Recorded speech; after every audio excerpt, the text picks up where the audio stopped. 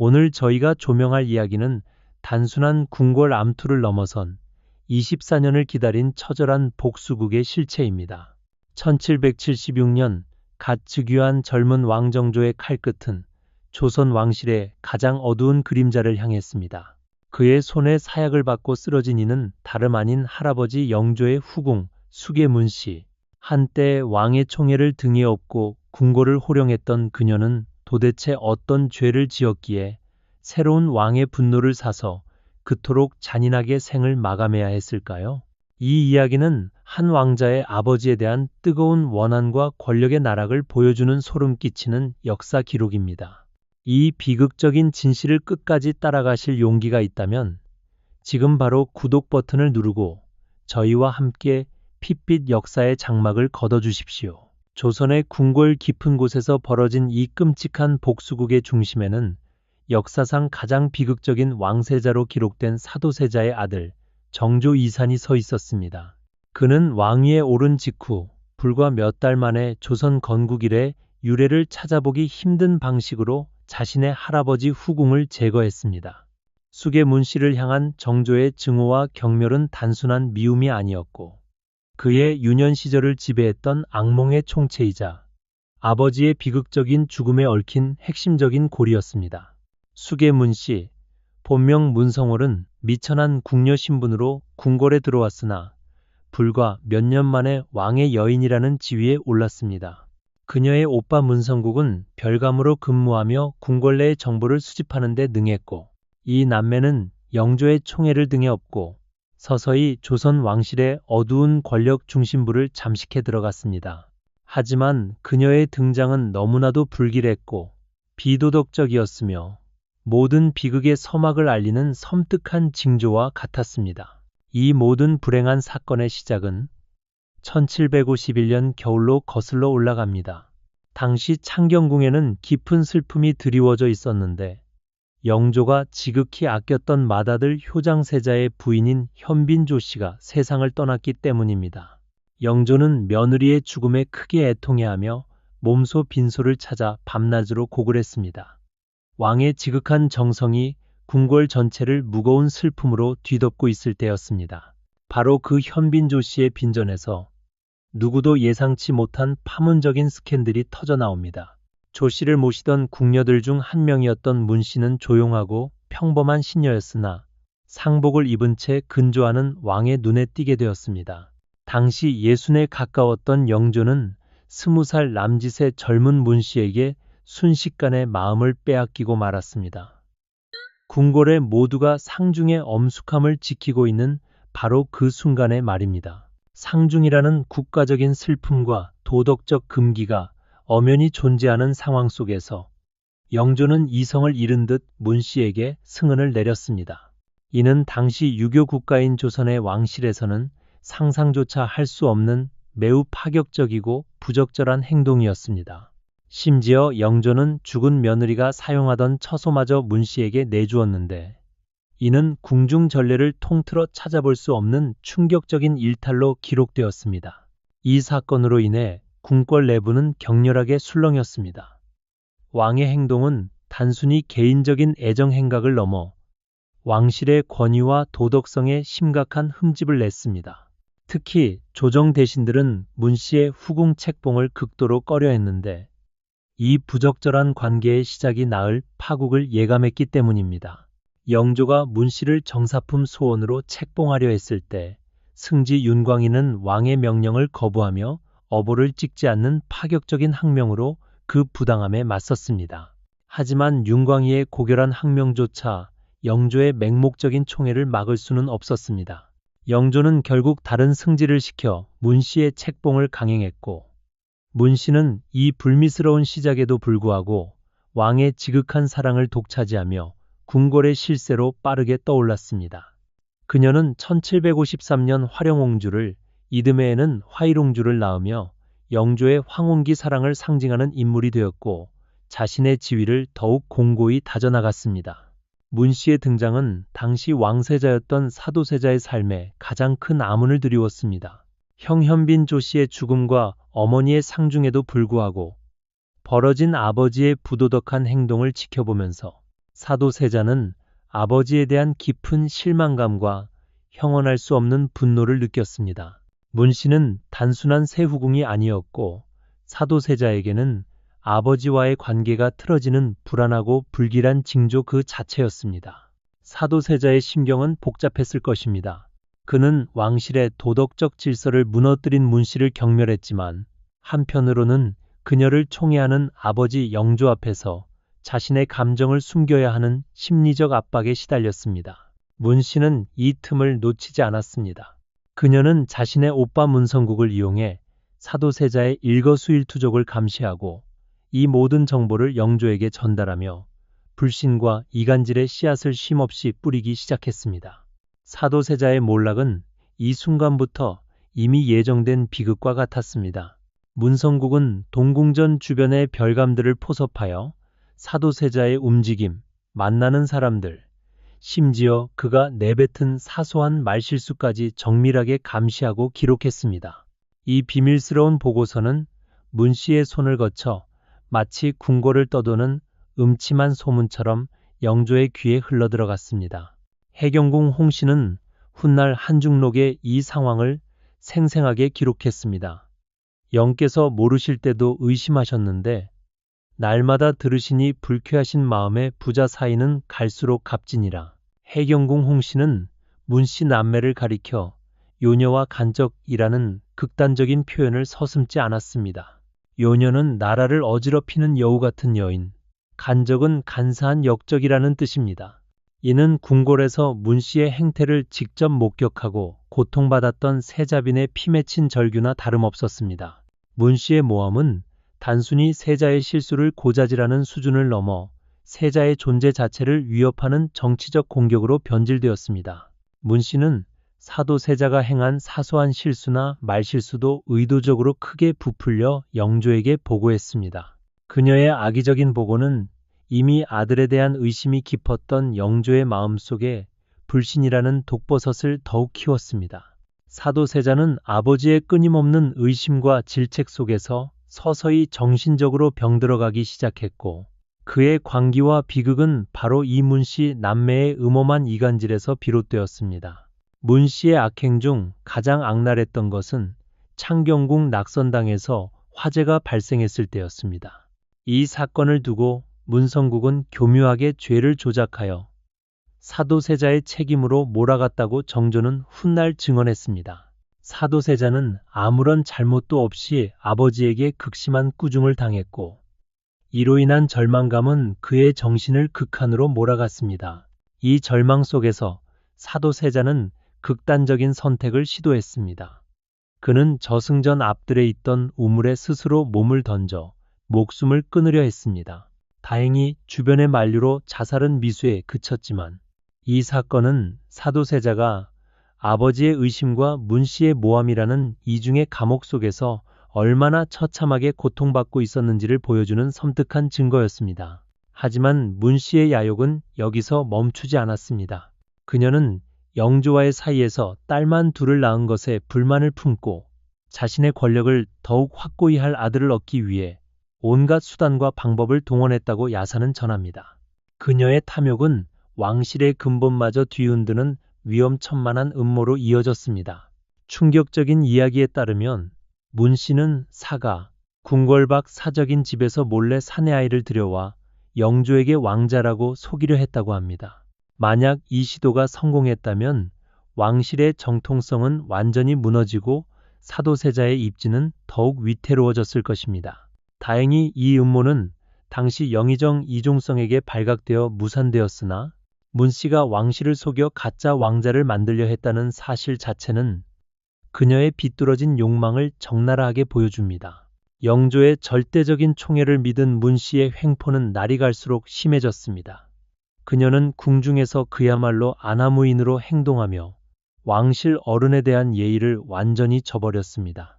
심지어 사도세자의 생모이자 자신보다 나이와 품계가 훨씬 높았던 영빈이 씨에게까지 무례를 범하여 영빈이 씨가 문씨를 대놓고 꾸짖고 회초리를 드는 사건까지 발생했습니다. 결국 왕실의 어른인 대왕대비 인원왕후까지 나서서 문 씨의 무례함을 꾸짖어야 했을 정도였습니다. 이는 문 씨의 행동이 왕실의 위계 질서와 예의 범절을 완전히 파괴하는 수준에 이르렀음을 증명합니다. 문 씨의 무례는 단순한 기세등등함을 넘어 궁중 내에서 사도세자와 그 측근들을 향한 권력 과시의 일환이기도 했습니다. 1771년 문 씨는 마침내 종이품 수기로 승격하며 궁녀 출신으로 오를 수 있는 최고 지위에 올랐습니다. 이때 문 씨의 권세는 절정에 달했고 궁중 사람들은 그녀의 일거수일투족을 눈치를 보며 지켜보았습니다. 하지만 이 절정의 시기는 동시에 사도세자와 영조의 갈등이 돌이킬 수 없는 파국으로 치닫고 있음을 의미했고 문 씨가 20년 넘게 꾸준히 부어온 이간질의 독이 마침내 치명적인 결과를 낳을 시간이 다가왔습니다. 문 씨가 수기로 승격한 지 불과 1년 후인 1762년 윤 5월 조선 역사상 가장 비극적인 사건인 이모화변이 터지고 말았습니다. 영조는 아들 사도세자에 대한 극심한 의심과 분노를 이기지 못하고 결국 그를 뒤주에 가두어 죽음으로 내몰았습니다. 이 잔혹한 결정의 배경에는 문 씨 남매가 20년 넘게 영조의 귀에 속삭였던 악의적인 모함과 이간질이 결정적인 역할을 했음은 부인할 수 없는 역사적 사실입니다. 사도세자가 뒤주 속에서 8일 동안 고통 속에 신음하다가 숨을 거두는 동안 숙의 문 씨는 과연 무엇을 했을까요? 공식 기록은 침묵하지만 야사에 전해지는 이야기는 소름 끼치는 잔혹함을 담고 있습니다. 궁궐 깊은 곳에서는 문 씨가 뒤주에 갇힌 사도세자를 찾아가 능멸하고 조롱했으며 심지어 침을 뱉기까지 했다는 소문이 파다했습니다. 물론 이러한 충격적인 이야기들은 정조실록이나 승정원일기 같은 공식 사료에는 기록되지 않았습니다. 하지만 백성들과 후대 사람들의 기억 속에는 문 씨가 사도세자의 비극에 적극적으로 가담하고 능멸을 가한 악녀로 선명하게 각인되었습니다. 사실 여부를 떠나 당시 11세였던 세손 정조 이산에게 문 씨는 아버지의 죽음을 방관하고 기뻐했던 증오의 화신 그 자체였습니다. 사도세자가 비극적으로 세상을 떠난 이후에도 숙의 문 씨의 위세는 꺾이지 않았습니다. 오히려 방해물이 사라졌다고 여겼는지 그녀는 더욱 기세등등하게 궁궐을 활보했습니다. 그녀는 왕실의 어른들을 무시하고 심지어 정조의 장인인 좌의정 홍락성까지 조롱하는 등 극도의 무례와 오만함으로 궁궐 질서를 어지럽혔습니다. 문 씨는 자신이 영조의 가장 총애하는 후궁이며 자신을 지켜줄 절대적인 권력인 영조가 건재한 한 자신의 지위는 영원히 안전할 것이라고 오판했습니다. 그녀는 사도세자에게 아들이 있다는 사실을 알았지만 그 어린 세손이 언젠가 왕위에 올라 자신의 목숨을 거둘 것이라는 끔찍한 미래는 상상조차 하지 못했던 듯합니다. 그녀의 오만함이 빚어낸 치명적인 착각이었습니다. 1775년부터 정조는 노쇠한 할아버지 영조를 대신해 대리청정을 시작했습니다. 젊은 세손이 국정을 돌보기 시작했지만 문 씨는 여전히 별다른 위기감을 느끼지 못했습니다. 그녀에게 정조는 그저 힘없는 어린 새손이었고 자신의 안위는 오직 영조의 생명력에 달려있다고 믿었습니다. 하지만 역사의 수레바퀴는 이미 멈출 수 없는 속도로 움직이고 있었습니다. 마침내 1776년 3월 10일 52년간 조선을 통치했던 장수왕 영조가 승하했습니다.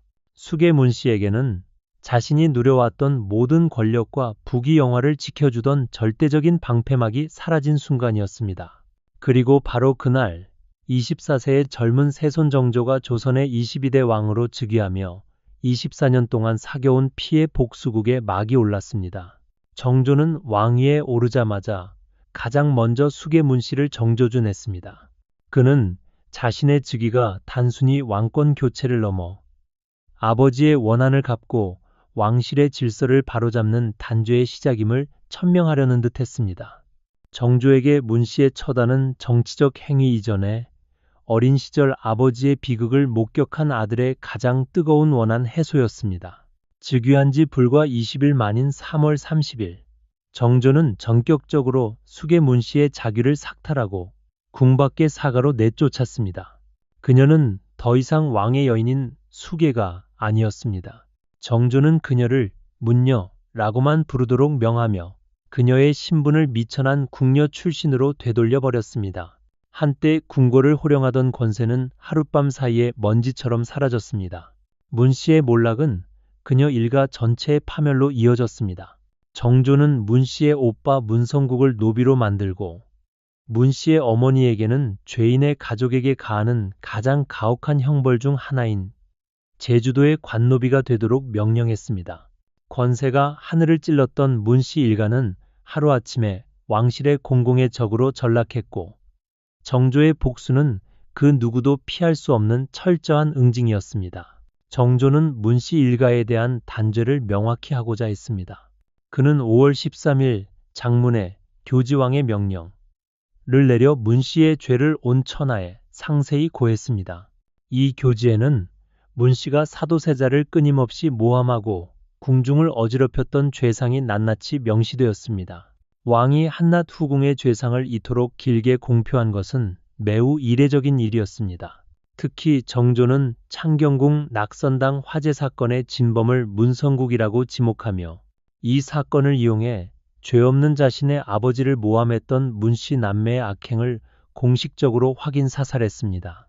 이 교지는 단순히 문 씨를 처벌하는 것을 넘어 이모화변의 책임이 문 씨 남매에게 있음을 공론화하고 아버지 사도세자의 명예를 회복하려는 정치적 선언이기도 했습니다. 교지가 내려진 다음 날인 5월 14일, 문 씨는 도성 밖으로 완전히 축출되었습니다. 그녀는 한때 영조의 총애를 등에 업고 궁궐의 꽃으로 살았지만 이제는 왕의 가장 깊은 증오를 받는 죄인으로서 궁궐의 그림자 밖으로 내던져졌습니다.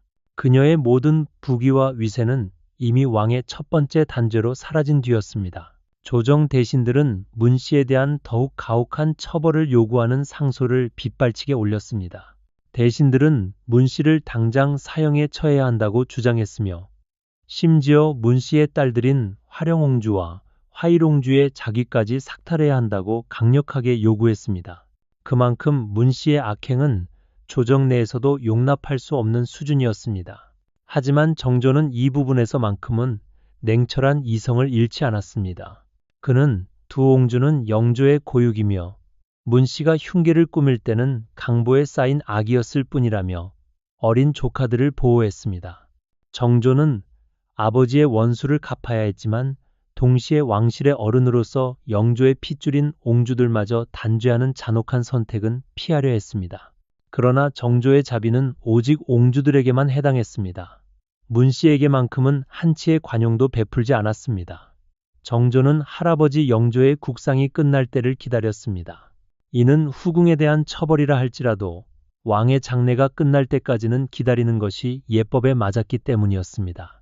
복수를 단행함에 있어서도 왕실의 격식을 지키려 한 것입니다. 그리고 마침내 8월 10일 정조는 수계 문 씨에게 사약을 내렸습니다. 이는 조정의 모든 대신이 찬성하는 가운데 내려진 정치적 정당성을 확보한 사형 명령이었습니다. 한때 영조의 총애를 받으며 궁궐에서 호령하던 그녀는 이제 궁밖에 쓸쓸하고 외딴 곳에서 홀로 고통스러운 최후를 맞이해야 했습니다. 문 씨의 마지막 순간, 그녀는 과연 무슨 생각을 했을까요? 지난 20년 넘게 누렸던 부귀와 위세가 모두 사라진 이 순간, 그녀는 자신이 사도세자에게 저질렀던 악행에 대한 후회라도 했을까요?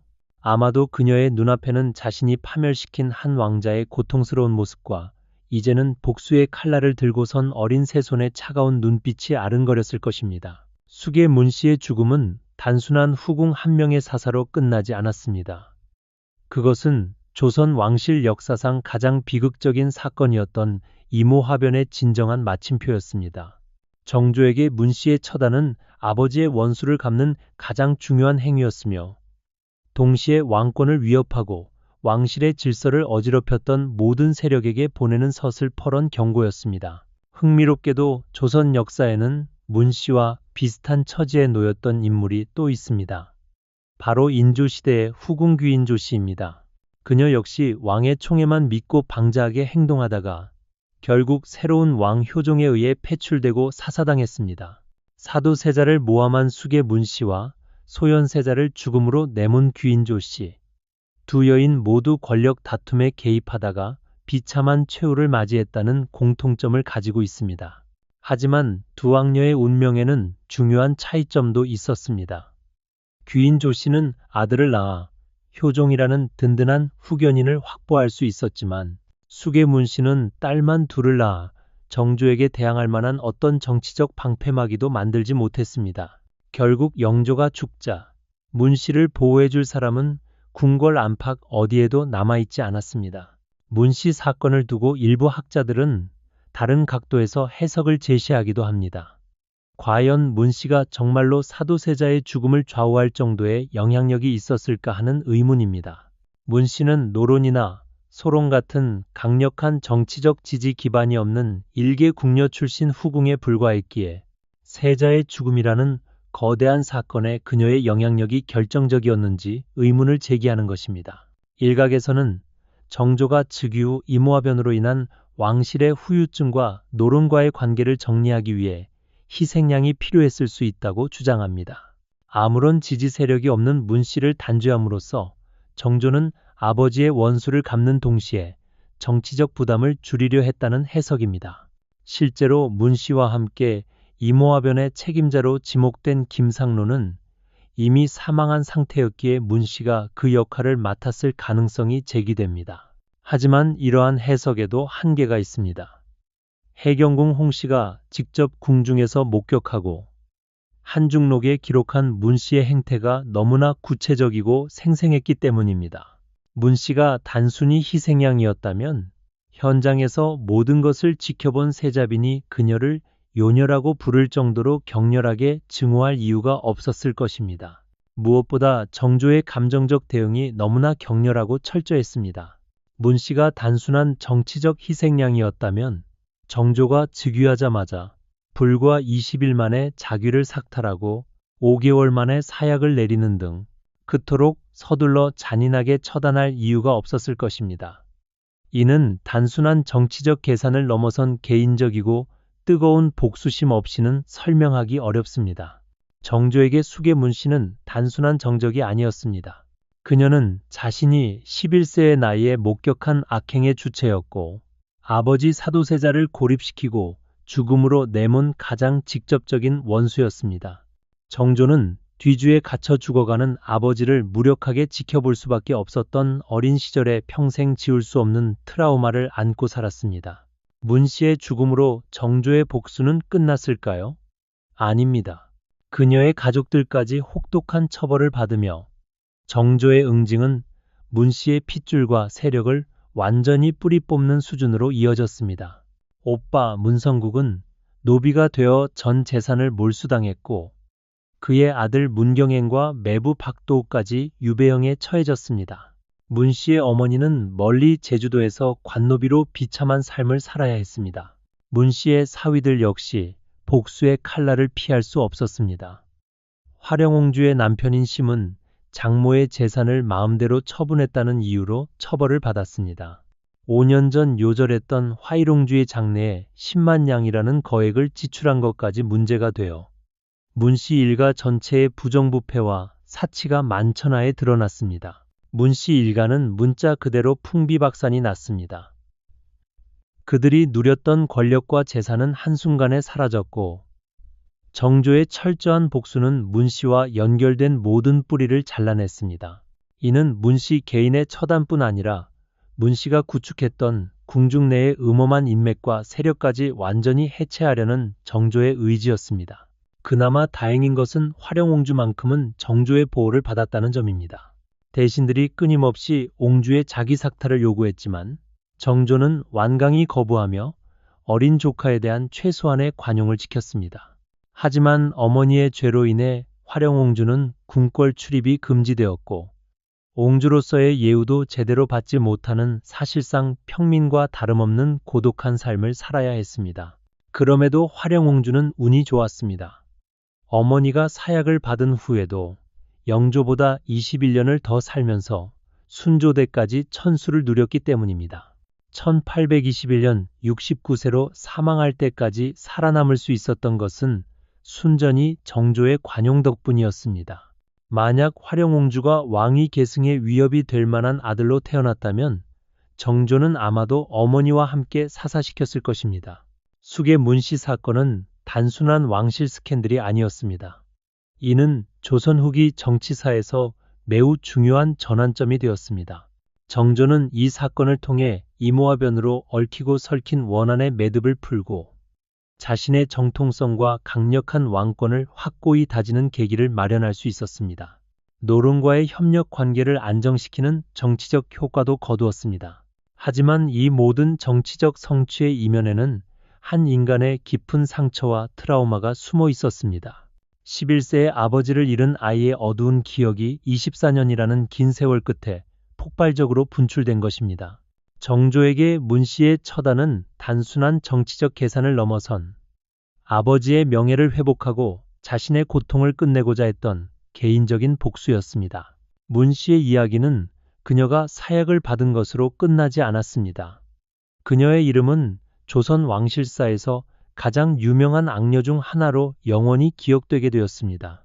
후대 소설과 드라마에서 문씨는 늘 사도세자를 모함하고 궁중을 어지럽힌 음험한 요녀로 그려지며 역사적 악역의 전형이 되었습니다. 문씨의 실제 모습이 어떠했든 간에 역사는 그녀를 영원한 악으로 기록했습니다. 하지만 그녀를 단순히 악으로만 치부할 수는 없습니다. 그녀 역시 조선 후기라는 격변의 시대를 살아간 한 여성이었으며 미천한 궁녀 출신에서 왕의 후궁, 종이품 수계까지 오른 것은 분명 대단한 일이었습니다. 비록 그 과정에서 그녀가 저지른 잘못과 악행은 컸지만 그녀 나름대로는 생존하고 권력을 쟁취하기 위해 최선을 다했을 것입니다. 문씨의 비극은 개인의 욕망이 권력이라는 거울 앞에서 어떻게 왜곡될 수 있는지를 보여주는 시대의 비극이기도 했습니다. 조선 후기는 당파 싸움이 극에 달했고 왕실 내부에서도 갈등과 음모가 끊이지 않던 혼란기였습니다. 이러한 상황에서 문씨처럼 왕의 총애를 무기로 삼아 권력의 틈새를 파고드는 인물이 등장한 것은 어쩌면 시대적 필연이었을지도 모릅니다. 그녀는 시대가 낳은 어두운 산물이었습니다. 숙의 문씨의 죽음으로부터 우리는 무엇을 배워야 할까요? 권력은 영원하지 않다는 것, 그리고 악행은 언젠가 반드시 혹독한 대가를 치르게 된다는 것을 깨닫게 됩니다. 문씨는 20년 넘게 누렸던 영화를 단 몇 달 만에 모두 잃고 결국 사약을 받고 비참하게 죽어야 했습니다. 정조 역시 복수를 완성했지만 그가 진정한 만족을 얻었을지는 의문입니다. 아버지의 원수를 갚았다고 해서 죽은 아버지가 돌아오는 것도 어린 시절의 깊은 상처가 치유되는 것도 아니었기 때문입니다. 복수는 때로는 새로운 상처와 공허함만을 남기기도 합니다. 그럼에도 불구하고 정조의 선택을 우리는 이해할 수 있습니다. 그는 왕이기 이전의 아들이었습니다. 아버지를 모함하고 죽음으로 내몬 자들을 그대로 두고 왕권을 공고히 하기는 불가능했을 것입니다. 문씨 같은 위험인물을 제거하는 것은 왕권 안정을 위한 필수적인 조치였습니다. 문씨 사건은 조선 역사에서 가장 극적이고 드라마틱한 복수극 중 하나로 남아 있습니다. 24년을 인내한 복수, 즉위하자마자 단행된 단호한 처단, 그리고 일가족 전체에 걸친 철저한 응징, 이 모든 것이 한 편의 서사를 보는 듯한 강렬한 충격을 안겨줍니다. 하지만 이것은 단순한 이야기가 아닌 실제 역사였고 피와 눈물로 얼룩진 실제 사람들의 삶이었습니다. 숙의 문씨의 비극은 권력이라는 거대한 소용돌이 속에서 한 인간의 욕망이 어디까지 치달을 수 있는지, 그리고 그 파괴력이 얼마나 무서운 결과를 초래하는지를 여실히 보여줍니다. 오늘날 우리가 이문씨의 이야기에서 얻어야 할 교훈은 무엇일까요? 아마도 그것은 권력 앞에서의 겸손함과 타인에 대한 배려, 그리고 보이지 않는 곳에서 벌어지는 악행에 대한 역사의 심판에 대한 경외심일 것입니다. 문씨는 일시적인 총애에 취해 본분을 잊었고 결국 그 대가를 지독하게 치렀습니다. 문씨의 죽음과 함께 이모화변이라는 비극적인 사건의 여파는 공식적으로 막을 내렸습니다. 그러나 그 그림자는 오랫동안 조선 사회에 짙게 남아 있었고 정조는 아버지의 원한을 갚은 후에도 새로운 시대와 질서를 구축해야 하는 무거운 과제를 짊어져야 했습니다. 숙의 문씨의 이야기는 단순한 권력 다툼을 넘어 인간의 근원적인 욕망, 복수, 그리고 권력의 무상함에 대한 깊은 성찰을 담고 있습니다. 한 여인의 야심이 어떻게 한 나라의 왕실을 뒤흔들었는지, 그리고 그에 대한 응징이 얼마나 철두철미할 수 있었는지를 보여줍니다. 역사는 되풀이된다고 합니다. 문씨처럼 총애와 권력을 등에 업고 방자하게 구는 인물은 어느 시대에나 존재할 수 있으며, 정조처럼 억눌렸던 원한을 폭발시키는 복수극 또한 언제든 일어날 수 있는 인간사의 보편적인 비극입니다. 중요한 것은 우리가 이러한 역사적 사건들로부터 지혜를 얻고 과거의 실수를 반복하지 않도록 노력하는 것입니다. 숙의 문씨, 그녀는 악녀로 기억되지만 그 이면에는 한 시대의 어둠과 상처, 그리고 인간의 복잡한 감정들이 얽혀 있었습니다. 그녀의 이야기를 통해 우리는 역사의 무게와 권력의 더섭음, 그리고 인간의 한계에 대해 다시 한번 깊이 생각하게 됩니다. 권력에 대한 욕망과 그로 인한 파멸, 그리고 그 복수의 과정 속에서 드러나는 인간 본성의 양면성을 성찰할 수 있는 기회입니다. 문씨의 비극적인 삶과 정조의 처절한 복수가 여러분에게 어떤 의미로 다가갔는지 궁금합니다. 역사 속 인물들의 극단적인 삶과 선택을 통해 우리는 현재 우리 사회와 우리 자신을 돌아볼 수 있는 냉철한 시선을 얻게 됩니다. 권력과 복수, 원한과 용서에 대해 깊이 생각해보는 계기가 되었기를 바랍니다. 이상으로 조선 역사상 가장 극적인 복수극 중 하나였던 숙의 문씨와 정조의 이야기를 마칩니다. 끝까지 함께 해주신 시청자 여러분께 감사드립니다.